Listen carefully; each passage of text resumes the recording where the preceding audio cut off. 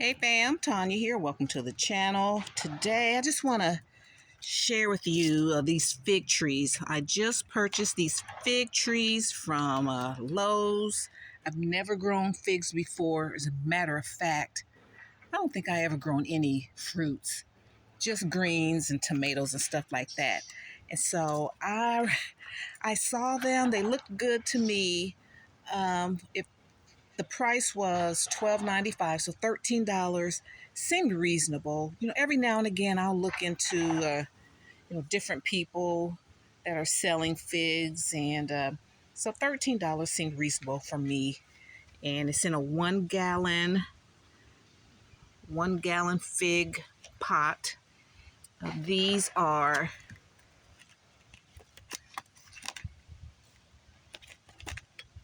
let me see what type of figs they are.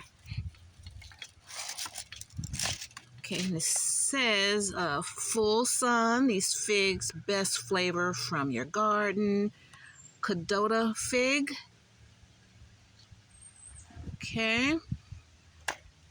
And so I want to track the progress of these, because I want to, track that I got them on October 3rd.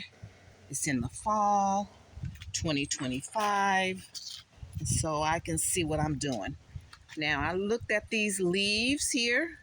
They look good to me. Some of the other ones had a lot of spots all over them. I don't know if that's good or bad. It's me being a leaf person that loves growing collards and cabbages and salad, lettuce. I look for leaves have to be healthy. I see where they were cut, probably grafted. And so I got two. I always try to get more than one because I don't know what happened to another one. Something can happen to the other ones.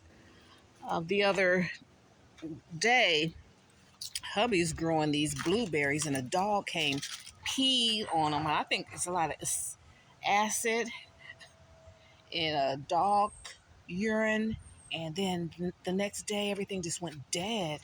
And he's been pampering those. But let's get back over here to the figs.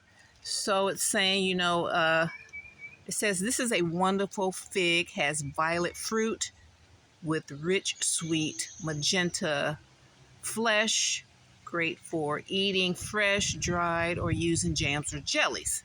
Easy to grow. And saying that it's semi-moist watering, size, prune while dormant to remove twiggy growth. So this is so I'm going to have to do a lot of research on that. If any of my garden friends and family, if y'all grow figs or have grown figs, let me know. Would I have to bring it in? So I'm going to put them in a big pot. A friend of mine, or a man at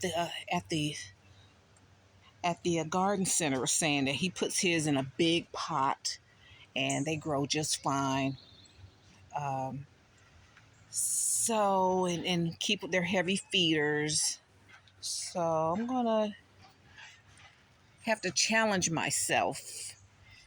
And I don't know, do I need to, if it gets a frost on them, can they stay outside when it's frost out?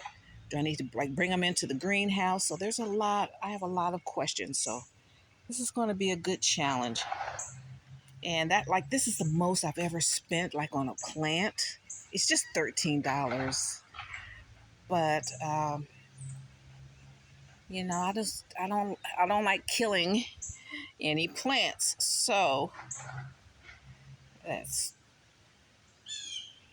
so, since they were outside at the garden center, and I immediately put them in my cage here to protect them from any wildlife that may come through during the night.